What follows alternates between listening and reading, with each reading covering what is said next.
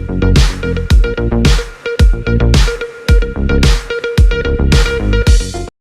News में आपका स्वागत है। मैं आपके साथ फरहान नाज।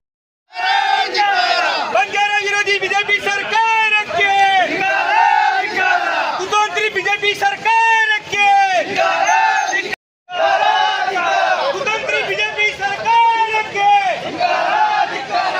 मंत्री बीजेपी सरकार के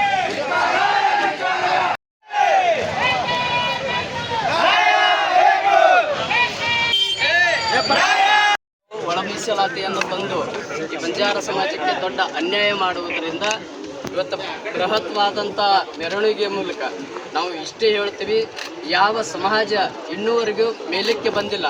ಸ್ಪೃಶ್ಯರು, ದಲಿತರು ಅಂತ ಹೇಳಿ ನಮಗೇನು ಮೀಸಲಾತಿ ಒಳ ಮೀಸಲಾತಿಯನ್ನು ತಂದಿದ್ದಾರಲ್ಲ, ಇದು ಅನ್ಯಾಯವಾಗಿದೆ.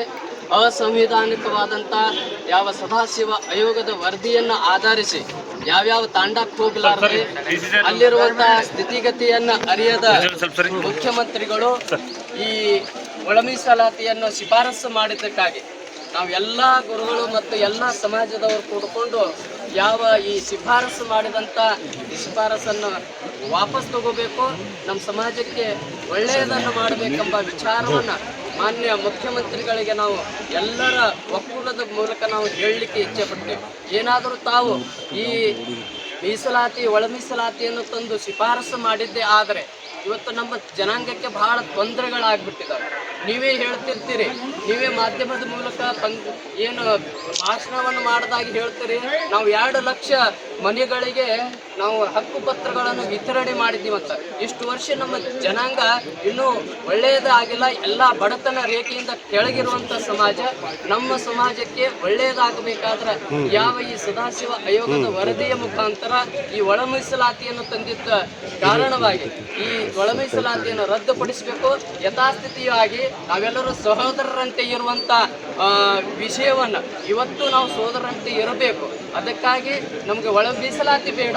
ಯಾವ ಮೀಸಲಾತಿ ಇತ್ತೋ, ಯಾವ ದೇವರಾಜ್ ಅರಶಿರು ಮತ್ತು KT ರಾಠೋಡ್ ಅವರು, ಇಂದಿರಾ ಗಾಂಧಿಯವರು ನಮಗೆ ಕೊಟ್ಟಂಥ ಆ ಮೀಸಲಾತಿ ಹೀಗೆ ಇರಬೇಕು. ಅದಕ್ಕಾಗಿ ಈ ಶಿಫಾರಸು ಮಾಡಿರುವಂಥದ್ದನ್ನು ರದ್ದುಪಡಿಸಿ ನಮ್ಮ ಜನಾಂಗಕ್ಕೆ ನೀವು ಒಳ್ಳೆಯ ಮೆಸೇಜನ್ನು, ಸಂದೇಶವನ್ನು ಕೊಡಬೇಕಂತ ನಮ್ಮೆಲ್ಲರ ಮೂಲಕ ನಾವು ಕೇಳ್ಕೊತಾ ಇದ್ದೀವಿ. ಸಮಾಜದವರು ಇವತ್ತಾದರೂ ಕಡು ಬಡವರ ದೇಶದಲ್ಲಿ ಹೋಗಿ ಬೇರೆ ಬೇರೆ ರಾಷ್ಟ್ರ ದೇಶಕ್ಕೆ ಹೋಗಿ ದುಡಿತಾರೆ. ನಮ್ಮಷ್ಟು ಹಿಂದೆ ನೋಡ್ರಿ, ನಮ್ಮಲ್ಲಿ ಟೋಟಲಿ ಅದರಲ್ಲಿ 3 ಲಕ್ಷ ಜನ ತೋರಿಸಿದ್ದಾರೆ. ನಾವು ಕರ್ನಾಟಕದಲ್ಲಿ 40-45 ಲಕ್ಷ ಜನ ಇದ್ದು, 4,000ಕ್ಕಿಂತ ಮೇಲ್ವರ್ತಿ ತಾಂಡಗಳಿದ್ದು. ಆದರೆ ನಮಗೆ ತೋರಿಸಿದ್ದು 3.5-4 ಲಕ್ಷ ಜನ ತೋರಿಸಿದ್ದಾರೆ. ಈ ಸರ್ಕಾರ ಒಳ ಮೀಸಲಾತಿ ಮಾಡಿರುವ ಈ ಒಂದು ಸೌಮ್ಯತೆ ರಾಜ್ಯವಾಗಿರುವ ಕರ್ನಾಟಕದಲ್ಲಿ ಮೇಲು ಕೀಳು ಅವರ ಬೇಳೆಯನ್ನು ಬೇಯಿಸೋದಕ್ಕೋಸ್ಕರ ಏನು ಈ ಒಳ ಮೀಸಲಾತಿಯ ಆಟ ಏನು ಮಾಡಿರುತ್ತಾರೆ, ಇದು ಬಹಳ ಅನ್ಯಾಯದ ವಿಷಯ. ಇದಕ್ಕೆ ಮಾನ್ಯ ಸರ್ಕಾರ ಮತ್ತು ಕೇಂದ್ರ ಸರ್ಕಾರದವರು ಇದನ್ನು ಕೂಲಂಕುಷವಾಗಿ ಪರಿಶೀಲಿಸಿ ಈ ವರದಿಯನ್ನು ಇನ್ನೊಮ್ಮೆ ಹಿಂಪಡೆಯಬೇಕು. ಹಿಂಪಡೆದು ಸೌಮ್ಯತೆ, ಏಕತೆ, ಶಾಂತಿಯ ರಾಜ್ಯವಾಗಿರುವ ಕರ್ನಾಟಕದಲ್ಲಿ ಬಂಜಾರ ಸಮಾಜವು ಸಹ ಶಾಂತಿಯ ಒಂದು ಸಮಾಜ. ಈ ಶಾಂತಿಯನ್ನು ಕೆದಡಲು ಮಾನ್ಯ ಸರ್ಕಾರ ಇದನ್ನು ಆಸ್ಪದ ಕೊಡಬಾರದು. ಅದಕ್ಕೆ ತಾವು ಮಾನ್ಯ ಸರ್ಕಾರದವರು ಈ ವರದಿಯನ್ನು ಹಿಂಪಡಿಬೇಕು. ಚುನಾವಣೆ ಬಂದಾಗ ತಾವು 5 ವರ್ಷ ಮಾಡಿದ ಚುನಾವಣೆಯ ಬಾಗಿಲಲ್ಲಿ ಬಂದು ಯಾವುದೋ ಒಂದು ಸಮಾಜಕ್ಕೆ ಮೇಲ್ ಮಾಡಿ ಯಾವುದೇ ಒಂದು ಸಮಾಜಕ್ಕೆ ಕೆಳ ಮಾಡಲು ಹೊರಟಿರೋದು ಶುದ್ಧ ತಪ್ಪು. ಇದಕ್ಕೆ ತಾವುಗಳು ಕೂಲಂಕುಷವಾಗಿ ಪರಿಶೀಲಿಸಬೇಕು. ಶಾಂತಿಯುತವಾಗಿರುವ ಕರ್ನಾಟಕ ರಾಜ್ಯವನ್ನು ನೀವು ಒಂದು ಗಲುಬೇಕೋರ ರಾಜ್ಯವನ್ನಾಗಿ ಮಾಡಬಾರದು. ತಾವು ಇನ್ನು ಮುಂದೆ ಇದೇ ರೀತಿಯಾದಂಥ ವರ್ತನೆಗಳು ಮಾಡಿದ್ದೇ ಆದರೆ ಈಗ ಮುಂಬರುವ ಚುನಾವಣೆಯಲ್ಲಿ ತಾವು ಇದರ ವಿರೋಧವನ್ನು ಬಂಜಾರ ಸಮಾಜದಿಂದ ತಾವು ವಿರೋಧವನ್ನು ಪಡೆಯಬೇಕಾಗುತ್ತೆ. ಗಂಭೀರವಾದ ಈ ವಿಷಯವಾಗಿರೋದರಿಂದ ತಾವುಗಳೆಲ್ಲ ಬುದ್ಧಿಜೀವಿಗಳು ಇದರ ಬಗ್ಗೆ ಕೂಲಂಕುಷವಾಗಿ ಇನ್ನೂ ಸಮಯ ಇದೆ. ಇದಕ್ಕೆ ತಾವು ಎಲ್ಲ ಪರಿಶೀಲಿಸಿ ಮುಂಬರುವ ಚುನಾವಣೆಗಳು ಶಾಂತಿಯುತವಾಗಿ ನಡೆಯಬೇಕು. ತಮ್ಮ ಪರವಾಗಿ ವಿರೋಧ ಆಗಬಾರದಂದ್ರೆ ತಾವೆಲ್ಲರೂ ಇದನ್ನು ವಿಚಾರ ಮಾಡಿ ಮೇಲ್ಮೇಲುವಾಗಿ ವಿಚಾರ ಮಾಡಿ ಹಿಂಪಡೆದರೆ ಇದು ಬಹಳ ಒಳ್ಳೆಯ ಒಂದು ಶಾಂತಿಯ ವಿಚಾರವಾಗುತ್ತೆ. ಅದಕ್ಕೆ ನಾನು ಎಲ್ಲ ಕೇಂದ್ರ ಸರ್ಕಾರ, ರಾಜ್ಯ ಸರ್ಕಾರಕ್ಕೆ ಮನವಿ ಮಾಡ್ತೀನಿ. ತಾವುಗಳೆಲ್ಲ ಏನದ ಮುಂದಿನ ದಿವಸ ಇದರ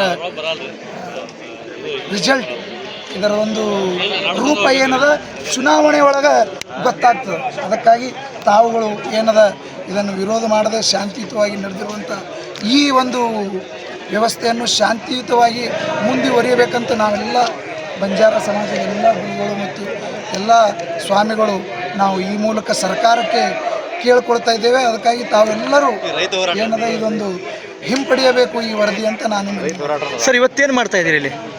ಇವತ್ತೇನು ಮಾಡ್ತಾ ಇದ್ದೀರಿ? ಇವತ್ತು ನಾವು ಮಾನ್ಯ ಜಿಲ್ಲಾಧಿಕಾರಿಗಳಿಗೆ ಇದು ಮನವಿ ಸಲ್ಲಿಸಲಿಕ್ಕೆ ಬಂದಿದ್ದೀವಿ.